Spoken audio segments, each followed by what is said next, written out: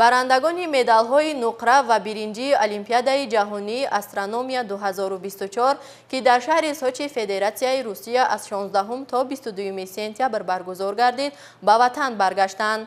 Дар фурудгоҳи байналмилалии Душанбе наврасони тоҷикро намояндагони Вазорати маориф ва илми ҷумҳурии Тоҷикистон, Маркази ҷумҳуриявии дарёфт ва рушди истеъдодҳо, муҳассилин ва омӯзгорони литсей барои хонандагони болаёқат дар шаҳри Душанбе, волидайн ва наздикону пайвандонашон истиқбол гирифтанд.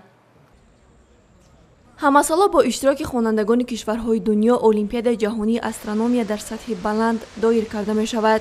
Ин навбат Олимпиадаи ҷаҳонии астрономия дар шаҳри Сочи Федератсияи Русия аз санаи 16 то 22 сентябри соли равон бо иштироки 102 нафар хонандагони болаёқат аз 20 мамлакат дар 4 бахш мушоҳидавӣ, амалӣ, назариявӣ ва тестӣ баргузор гардид. Боиси фараҳмандист, ки дастаи мунтахаби ҷумҳурии Тоҷикистонро, ки дар ин олимпиадаи бонуфузи ҷаҳонӣ 3 нафар хонандагон аз муассисаи давлатии таълимии литсей барои хонандагони болаёқат дар шаҳри Душанбе муаррифӣ намуданд. 3 медал аз ҷумла 2 нуқра ва 1 биринҷӣ ба даст оварданд. боиси ифтихор аст, ки дар чунин олимпиадаи сатҳаш баланд мо хонандаони ҷумҳурии Тоҷикистон тонистем 2 медали биринҷӣ, 2 медали 2 ҷои дуюм ва 1 ҷои сеюмро ишғол намоем.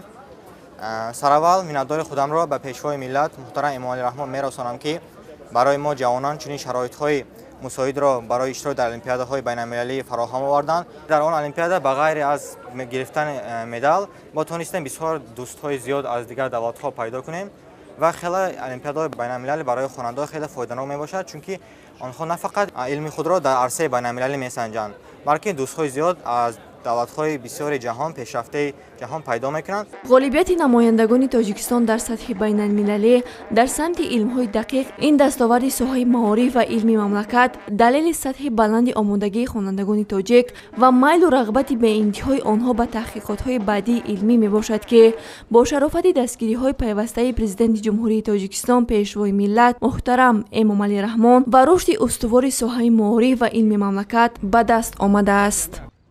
Аз санаи 15 то 22 сентябр мо дар шаҳри Сочи Федератсияи Русия Олимпиадаи астрономии кушоди ҷаҳонро супоридем ва дар ин олимпиада 3 нафар аз мо иштирок намудем. Мо тавонистем сазовори ҷойҳои намоён гардем.